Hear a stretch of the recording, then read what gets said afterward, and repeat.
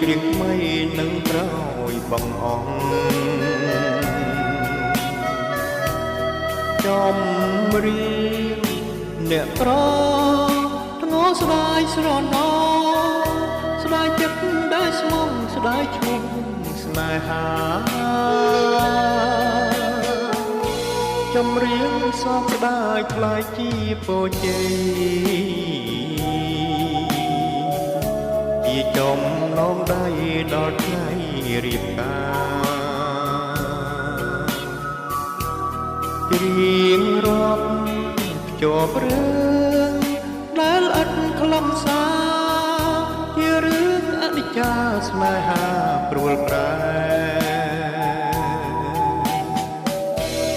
តែស៊ូកាត់ចិត្តទាំងមើលអាឡ័យទុកជីវិតខ្សែ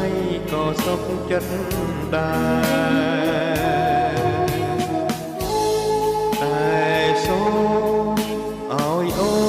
នប្រកបក្តីស្នេហ៍កុំឲ្យបែកបាក់ដោយស្នេហ៍ប្រុសបងចម្រៀងអាឡ័យក្នុងថ្ងៃបែកគ្នាទឹកភ្នែកគ្រៀងលាគ្រាធ្ងន់ឆ្លើយឆ្លងលា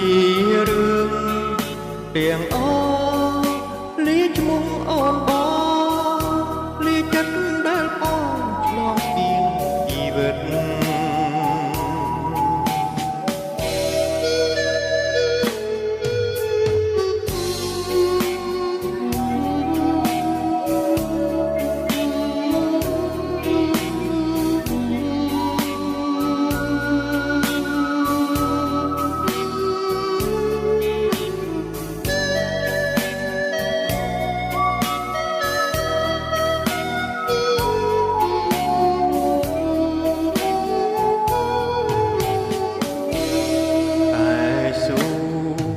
កាត់ចិត្ត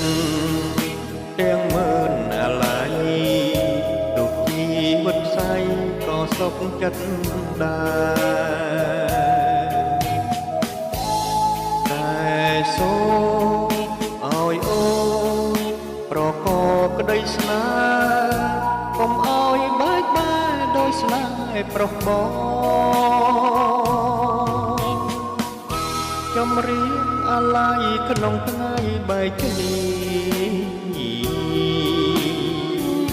ទឹកភ្នែកគ្រៀងលាគ្រាធ្លាប់ឆ្លើយឆ្លងលារឿងទាំងអ